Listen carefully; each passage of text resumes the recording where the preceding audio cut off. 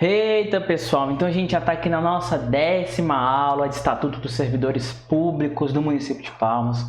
Qualquer dúvida, quiser trocar ideia, manda na minha caixinha de perguntas lá no Stories do Instagram, beleza? Não se esqueça de curtir, de se inscrever, de ativar as notificações, comentar, compartilhar, enfim, ajudar no crescimento do nosso canal. Além disso, se você quiser dar um passo a mais na sua preparação, baixe aqui o guia definitivo de como estudar para concursos públicos no estado do Tocantins, que contém um passo a passo essencial para que você possa estudar os concursos públicos aqui no estado, mesmo que você esteja começando do absoluto zero. Beleza? Totalmente gratuito, só baixar aí na descrição. E caso você tenha interesse em adquirir a coleção Lei de Palmas com a Lei Orgânica, Estatuto dos Servidores ou Estatuto da Guarda Metropolitana, você também pode clicar no link da descrição. Lembrando que você pode adquirir todos os livros de uma vez só, o combo com os 3 livros, ou então apenas um deles de forma individual. Então vamos lá continuar a nossa aula. Então pessoal, é o seguinte, aqui no Estatuto dos Servidores a gente vai começar a trocar uma ideia sadia sobre a acumulação ilegal de cargos, né? E aí o que acontece? A gente já viu aqui quais são as hipóteses que o servidor pode acumular e tudo. E a gente vai conversar agora basicamente sobre o que acontece quando o servidor acumular um cargo de forma ilegal. O que vai acontecer com esse servidor que acumula de forma ilegal, né? Então é basicamente isso que a gente vai trocar uma ideia. Eu dividi em 3 momentos para a gente poder ver de forma mais didática. E a primeira coisa que vai acontecer é 10 dias para optar. Ele vai poder optar por algum daqueles cargos após ele tomar ciência da notificação através do seu chefe imediato. Então, seu chefe foi lá, te chamou e falou, olha, você vai ter que escolher um dos cargos. Se você não optar, será aberto um procedimento para apuração. E esse procedimento ele segue aí a sua instauração, que tem que ser através da publicação oficial. A gente sabe que um dos instrumentos é uma portaria feita aí pelo gestor público, beleza? Só verificar se está gravando, tá ok. Então, a gente vai ter uma portaria, depois a gente vai ter uma instrução sumária. Instrução é buscar entendimento, buscar provas no processo, só que ela não vai ser uma instrução comum, vai ser sumária, porque ela vai ser mais rápida.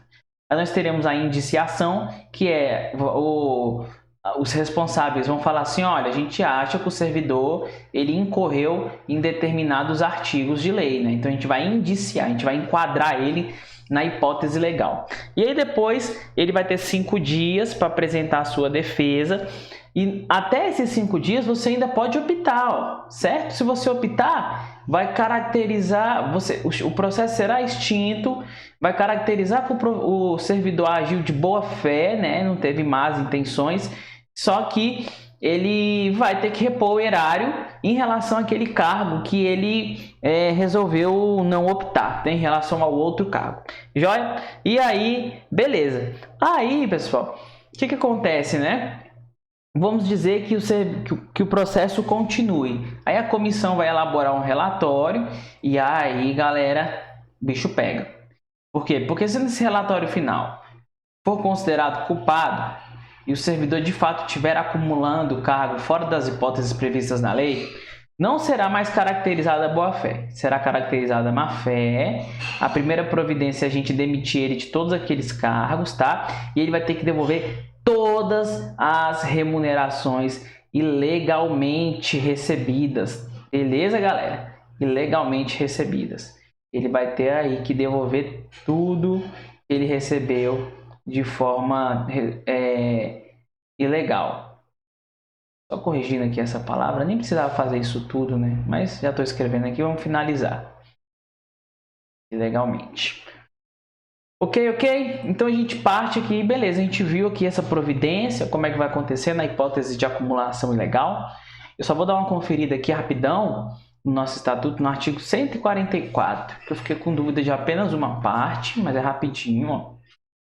Na hipótese de omissão por parte do servidor, adotará alternativamente, vai pegar a comissão, instrução, julgamento, ampla defesa, apresentada a defesa, será elaborado o relatório conclusivo, indicará tal, caracterizada a acumulação ilegal e comprovada a má-fé, Se até o último dia dos prazos para apresentação de defesa, o servidor, é aqui que eu quero olhar, ó, declarar a opção por um dos cargos dele, pedindo exoneração, vai caracterizar a boa-fé, extingue-se o processo e tem reposição ao erário, né?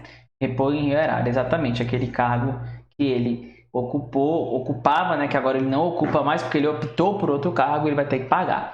Beleza? Era essa dúvida minha aqui que eu tinha que tirar. Pra gente prosseguir sã, prosseguir tranquilo com a sensação aí que a gente fez o dever completo. Agora a gente vai falar sobre o regime disciplinar, previsto no artigo 145, né? Regime disciplinar, galera, assim, uma tradução grosseira falando, são regras de punição, tá? Então, a gente vai falar aí de regras de punição. Basicamente é isso. Quando a gente está diante aí do regime disciplinar, a gente vem trocar ideia disso aí, regrinhas de punição, tranquilas e tal, ok? E aí, galerinha, o que vai acontecer aqui, né? Ele vai trazer aqui, ó, o servidor, olha só que interessante, né? Se ele exercer a função de forma irregular, no exercício irregular de suas funções, ou prestar informações incorretas, ele pode responder na esfera civil, ele pode responder na esfera penal e ele pode responder na esfera administrativa. Então, por um único ato, galera, o servidor pode responder nas três. Teu vacilo foi só isso aqui, ó. Só isso. Você vai ter que responder na esfera civil, que a esfera civil busca o ressarcimento em dinheiro. Você vai responder na esfera penal, que ela vai botar aí, vai te colocar uma pena privativa de liberdade e ou multa, né? Então, dependendo do que você fizer, você pode sofrer uma pena privativa de liberdade, reclusão, detenção, certo? E administrativa, que é o quê? Perda do cargo e etc, né? E aí é tenso pra caramba. Então, por único ato, você vai responder nessas três, ó. E na esfera civil, você vai responder se você deixou de fazer ou se você fez, né? Omissão, deixou de fazer, comissão fez. E também dolo ou culpa, não importa. Na esfera penal, você vai responder tanto por crimes quanto contravenções, não passa nada. E na esfera administrativa, também vai responder por omissão, né? Deixou de fazer ou comissão você fez no desempenho da sua função pública. Beleza? Aí tá. Aí a segunda regra do regime disciplinar é que a obrigação de reparar o dano, ela estende-se ao herdeiro até o valor da sua herança. Então, por exemplo, você está sofrendo um processo, você foi condenado lá a pagar 150 mil, tá bom?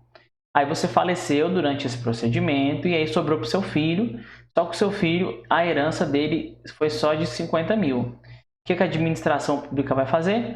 Ela vai cobrar só esses 50 mil do seu filho, esses 100 vai ficar a ver navios. Tá? Então, o herdeiro ele só tem que pagar no limite da herança dele, ele não tem que pagar mais, tá bom? Essas esferas são independentes e cumulativas, o que significa dizer, né? Que você vai responder na civil, você vai responder na penal, vai responder na administrativa, todas juntas, independente de uma ou de outra. Você vai responder aí todas juntas, não importa o que acontecer na outra, você vai responder, tá bom? Mas a gente tem aqui uma exceção, porque lá na esfera criminal, né? Lá na esfera penal, que a gente tem aí como esfera mais forte, você será absolvido na administrativa e na civil. Olha só que interessante, cara. A esfera penal é tão forte nesse aspecto que se acontecer isso aqui que a gente vai trocar uma ideia, você vai ser absolvido, ó, ABS, na civil e na administrativa. E quais são esses casos, né? São nas hipóteses de negar a existência do fato, ou seja, não tem como comprovar que o fato existe. Não comprovou, negou que o fato existiu. Então, pô, como é que a gente vai punir alguém por aquele fato que sequer existiu, né? E afastar o acusado da autoria. A gente comprovar no processo que você não cometeu aquele ato, não cometeu aquele crime, certo? Aquela contravenção. E aí, galera, você vai ser absolvido nas demais. É um barato, né? Então, gravem muito bem essas duas hipóteses. Esse aqui cai bastante em prova. Joia? Então, vamos lá. Vamos ver se a gente já tem uma questão. Olha lá, pelo mesmo fato, o servidor poderá sofrer a incidência das penas civis, penais e administrativas, pois as esferas são diferentes e por isso são independentes e cumulativas. Não configuram punição duas vezes pelo mesmo fato, conhecido pelo brocardo bis e idem. Certinho, galera, tá? Você pode, pelo mesmo fato, você pode responder em todas as esferas. Não, nós não estamos diante do bis e idem, que é ser punido duas vezes pelo mesmo fato, porque as esferas são diferentes. Ok? São independentes e cumulativas, assim como a gente já conversou aqui, tá? A gente já trocou essa ideia sadia e aí a questão tá certinha. Agora vamos aqui para nossa questão número 68. Como regra, uma esfera não influenciará na outra. Porém, quando houver absolvição do servidor em âmbito penal, nas hipóteses de negativa de autoria e inexistência de fato, a responsabilidade das demais esferas, civil e criminal, serão afastadas. Vale lembrar que, caso o servidor seja condenado na esfera civil, o seu herdeiro poderá ser acionado para arcar com prejuízo, porém será cobrado até o limite da herança que herdou. Tá certinho, tá, galera? A única coisa que eu tenho que corrigir aqui, né, é tirar essa criminal e colocar a administrativa, né? A gente está falando, na verdade, aqui da esfera administrativa. Na hora que eu fiz essa questão, passou batido, porque a gente já fala da penal aqui, né? E aqui é aquela historinha que a gente acabou de trocar uma ideia. Olha só, se ele for absolvido na penal por negativa de existência do fato ou afastar o acusado da autoria, ele é absolvido na administrativa e na civil. E a obrigação de reparar o dano do herdeiro vai só até o limite da herança, tá? Então é isso que a questão quis dizer pra gente. Agora a gente entra aqui na questão das sanções, né? Quais são as sanções? Quais são as penas aplicadas ao servidor público? A gente tem a pena de caráter leve, que é a advertência, tá? Primeira linha. A gente tem a pena de caráter médio, que é a suspensão, segunda linha. E a gente tem as penas graves. A pena grave mãe, né, das outras penas graves é a demissão. Entendeu? Só que aí pode ser que você pratique o mesmo caso da demissão, mas pelo fato de você estar em outra situação, o nome vai ser diferente. Então, por exemplo, você praticou uma falta grave, mas você está ocupando um cargo em comissão, olha aqui, ó, ou uma função de confiança, o que vai acontecer com você? Será aplicado para você a pena de destituição do cargo em comissão ou da função de confiança. Tá? Vamos aqui, estava só dando um Ctrl Z aqui. Você ocupa um cargo em comissão ou uma função de confiança, função comissionada, né?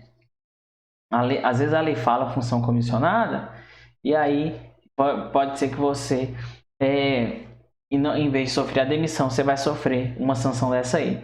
E a mesma coisa acontece no caso de aposentadoria ou disponibilidade, ó. Porque nesses casos aqui, é o mesmo caso da demissão, ó. Só que o que vai acontecer contigo? Você vai ter a sua aposentadoria ou disponibilidade cassada. Olha aqui, ó. Vem cá comigo aqui, tá bom? Então, é basicamente isso que acontece. Agora, vamos lá, pessoal. O inativo que praticou falta grave, punível com demissão na atividade, né? Pô, praticou a falta grave, ele estava trabalhando. Aí ele ele estava na atividade, certo? Então, o que eu quero que vocês entendam é que é o seguinte, ele estava na ativa, ele aposentou e foi para inativa. Tá certo? Olha só o que aconteceu, né? Aposentou, por algum motivo ele foi para inatividade. Ele não vai deixar de sofrer punição, por quê? Porque aqui ele seria punido com demissão. Ok? Agora ele vai ser punido com o quê? Ó, com cassação da aposentadoria ou da disponibilidade. E é basicamente isso aqui que eu quis dizer nesse tópico, tá? Agora vamos aí para o nosso próximo tópico, que é a destituição do cargo em comissão.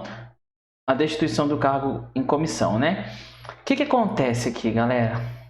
A destituição do cargo em comissão é para o não ocupante de cargo efetivo. Porque aquela pessoa que ocupa cargo efetivo, ela ocupa função de confiança, né? Às vezes a lei também chama de função comissionada. Mas sempre vai ter a palavrinha função, né? Então, função, lembre, efetivo. E aí tá, né? Essa pessoa ocupa um cargo em comissão, ela pode ser destituída nos casos de suspensão e no caso de demissão, de acordo com o artigo 134 da lei. Tá bom? E aí, galera, caso o servidor peça exoneração, o que vai acontecer? A suspensão e a demissão, elas serão convertidas em destituição. tá? Na verdade. E aí, eu vou bem aqui, dar uma lidinha no nosso artigo 184.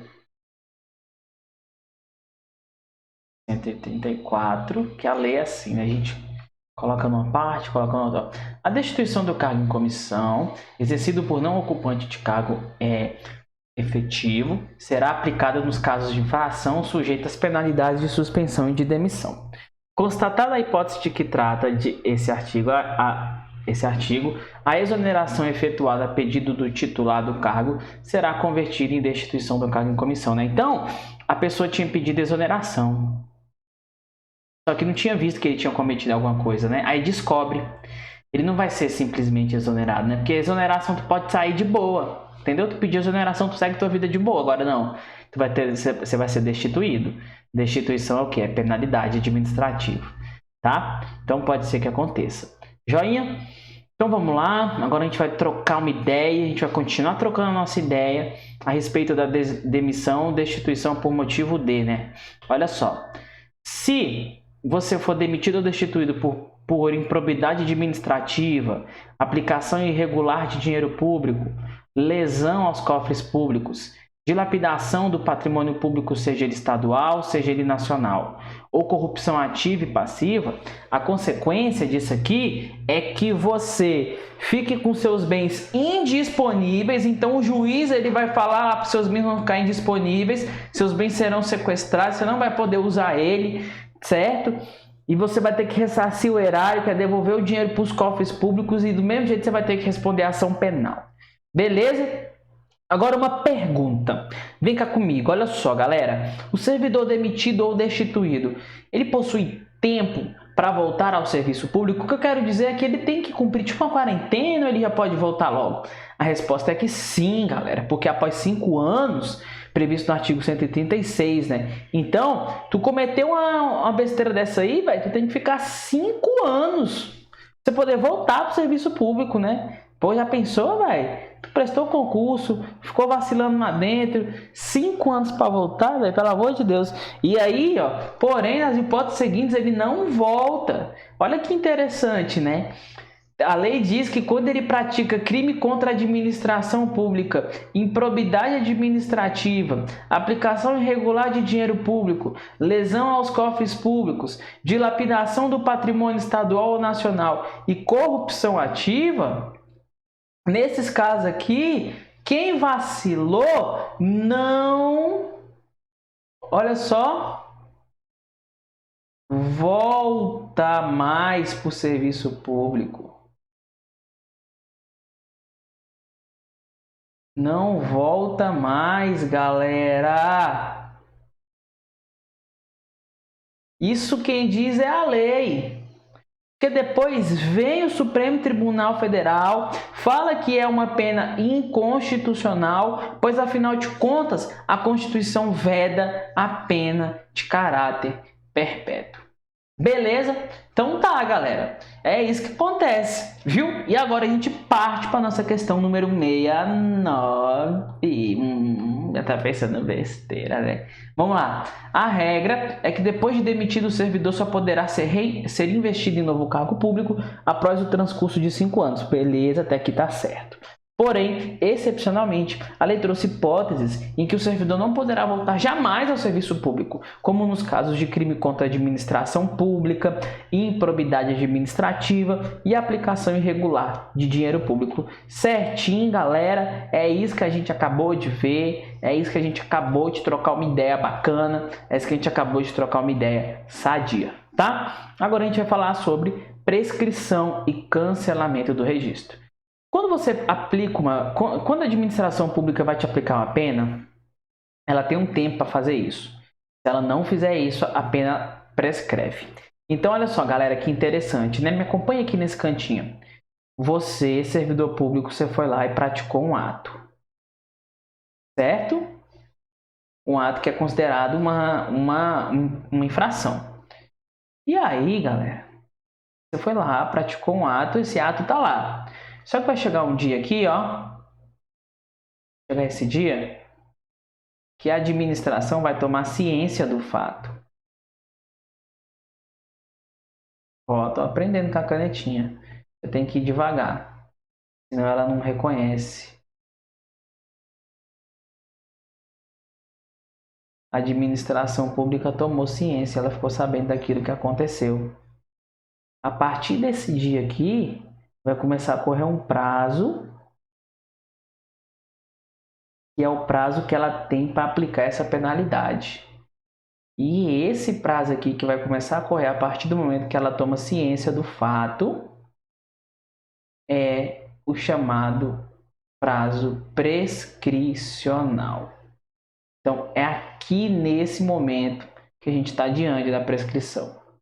O que eu quero dizer para você é que se você praticou uma infração punível com demissão, destituição ou cassação, né? Demissão, destituição do cargo em comissão da função de confiança, cassação da aposentadoria, da disponibilidade, depois que a administração tomou ciência do fato, ela tem 5 anos para te aplicar uma pena.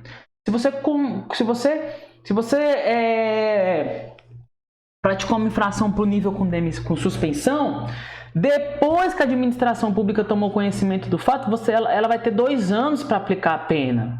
E no caso da advertência, depois que ela tomou conhecimento do fato, ela vai ter 180 dias para aplicar a pena. Observe bem que aqui está bem descrito a contagem, né? Contagem, quando que começa a contar? A partir do momento que a administração pública tomou conhecimento do fato, tá?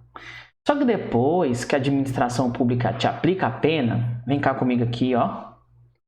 Vou aumentar aqui um pouquinho para eu poder otimizar o uso desse espaço. A administração pública foi lá, galerinha, ó. E ela te aplicou a pena.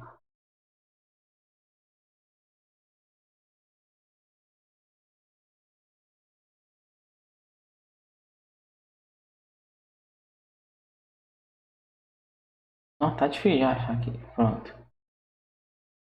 A administração pública aplicou a pena. Aplica a penalidade. Aí você foi lá e cumpriu de boa a sua pena, certo? Tu resolveu o teu problema com a administração pública, meu irmão. Cumpriu tua pena. Quadradinho, quadradinho, quadradinho, quadradinho, quadradinho. Tchap, tchap. Aí, galera. Show. O que acontece? Vai começar a rolar um outro prazo, que é o prazo da pena ela sair do seu registro funcional.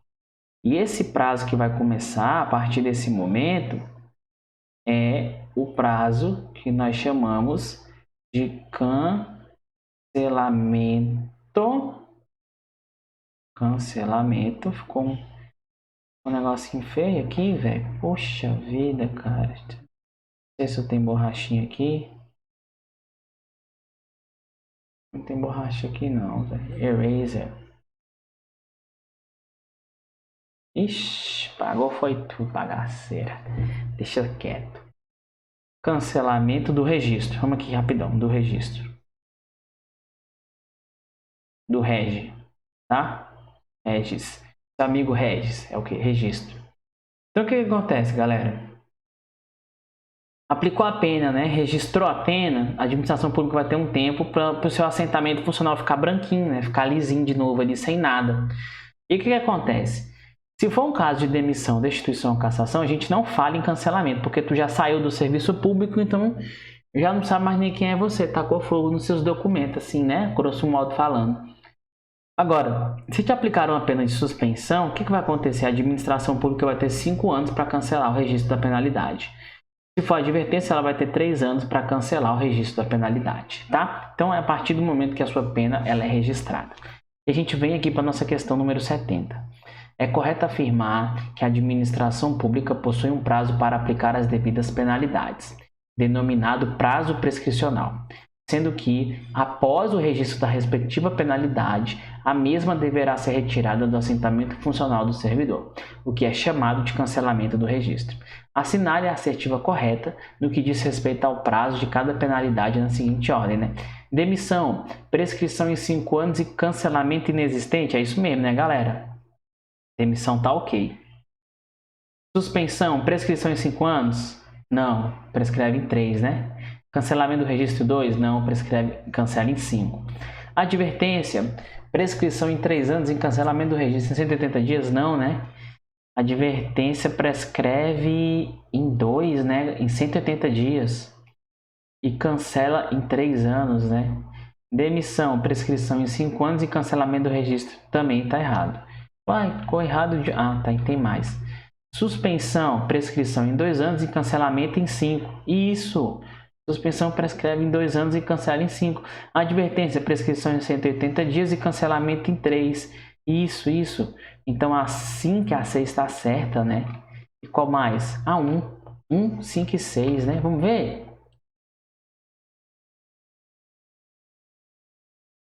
Opa! Voltando, tiquidinho, quadradinho. Gabarita a letra C, porque estão corretas a 1, assim que a 6. Certinho, galera. Né? C de cotovelo. Curirim, lá do desenho do Dragon Ball Z. Beleza? Curupira do folclore. Moleque. Chapolin. Chaves. Sherlock Holmes, não, é com S. Então tá, vamos lá. Cuidado! A abertura de sindicância ou PAD interrompe, né?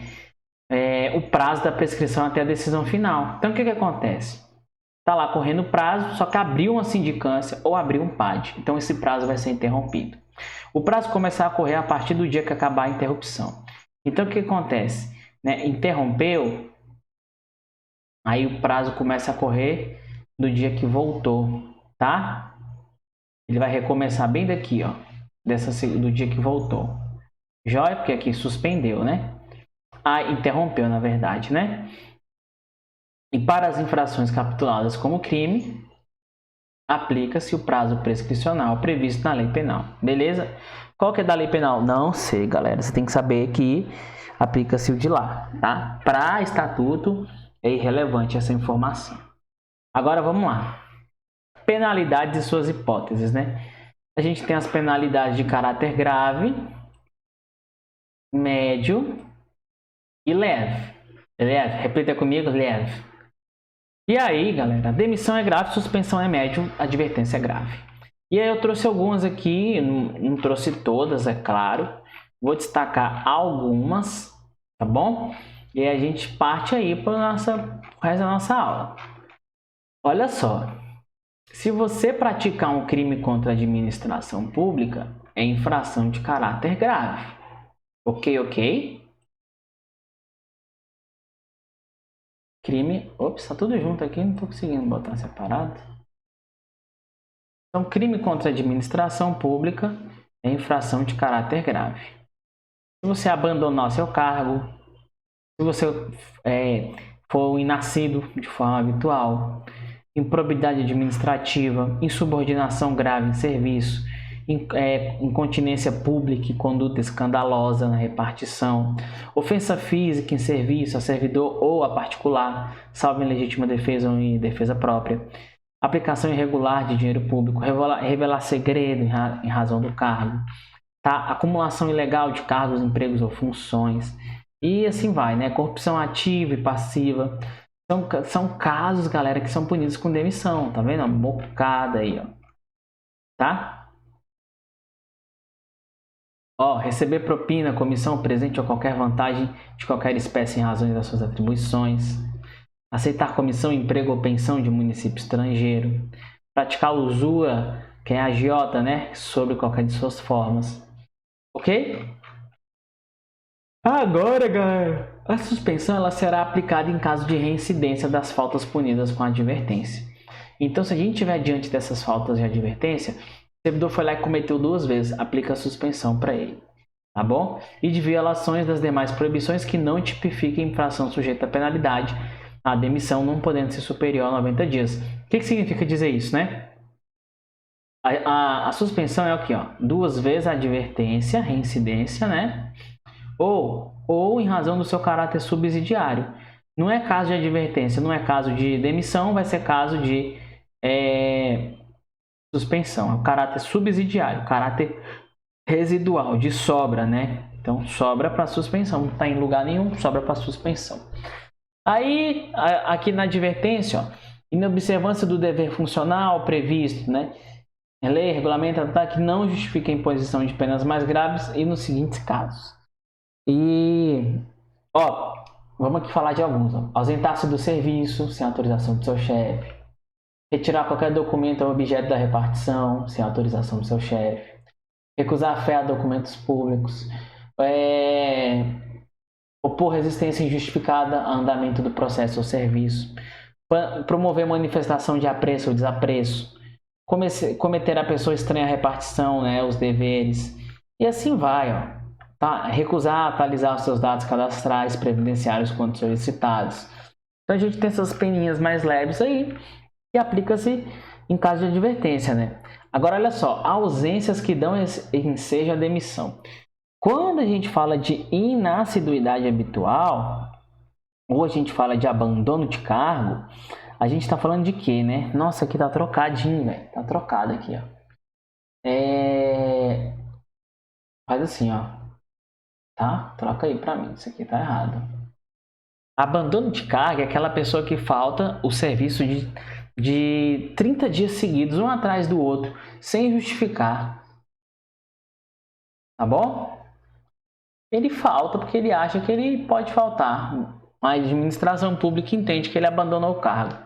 Nesse caso aqui, ele vai ser punido com demissão. Agora, a inassiduidade habitual é diferente. Por quê? Porque são 60 dias... sem justificativa também, dentro do período de 12 meses, entendeu? Então, pô, durante um ano você faltou 60 dias e não falou o porquê, ficou faltando um dia, faltando o outro, nesse caso é caso de inassiduidade habitual. E aí, galera, o que acontece aqui, né? Na inassiduidade habitual, a contagem de prazo, ela acontece de forma contínua. Questão 71. Na inassiduidade habitual, a contagem de prazo dá-se-á de forma contínua, ao passo que na hipótese de abandono de carga é intercalado. Aí a gente já está errado aqui, né? Por quê? Porque o abandono de cargo que é contínuo, consecutivo. A inassiduidade habitual que é intercalada, né? Nota-se que nesta hipótese considera-se mais de 30 dias consecutivos e naquela hipótese dentro do lapso temporal de 12 meses, né? E aí o que vai acontecer aqui? Está errada essa questão, né? Porque a gente viu aí, ó, né? É bem tranquilo, ó. Abandono de cargo. Faltou quantos dias? 30. 30 dias o quê? Seguidos, né? Consecutivos. Agora, inassiduidade habitual. Faltou quantos dias? 120. Só que esses 120 aqui tem algumas características. Eles são intercalados. Ou seja, não tem a necessidade de que seja um dia atrás do outro, seguido, como acontece no abandono de cargo. E eles aqui é dentro do período aí de 12 meses, né? Isso aqui aconteceu dentro de um ano, tá? Então é isso aí, a questão trocou. Ela falou que era o contrário. Beleza, galera? Agora olha só. Quando a administração vai aplicar uma sanção, a gente tem que observar nessa sanção disciplinar várias coisas. Né? A natureza, a gravidade, a circunstância que aconteceu a infração, os danos que foram causados ao serviço público, a repercussão, os antecedentes do agente, a reincidência, agravante, por exemplo, concurso de servidores, né? Participaram mais servidores. E o ato da imposição da pena, ele tem que ser um ato motivado, ou seja, tem que falar o que aconteceu na vida real e a justificativa no mundo jurídico, ou seja, os fatos e o direito. Beleza? E aí a gente vem para cá, ó. Quem que tem a competência de aplicar as penas, né? Depende se for uma pena grave, uma pena média, uma pena leve. Se for uma pena grave, demissão, destituição, tá, galera? Corrijam aí. Destituição e cassação, quem vai aplicar é o chefe do poder. Se for suspensão, o secretário do municipal, né? Ou seja, o secretário daquela secretaria que você se encontra subordinado.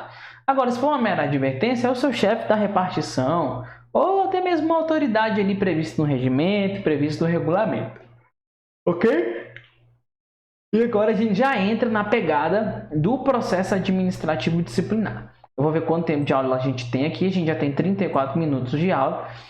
E a gente vai deixar para trocar uma ideia desse processo administrativo disciplinar na nossa próxima aula. Um abraço, então, espero que vocês tenham gostado. Até o nosso próximo vídeo aí, pessoal.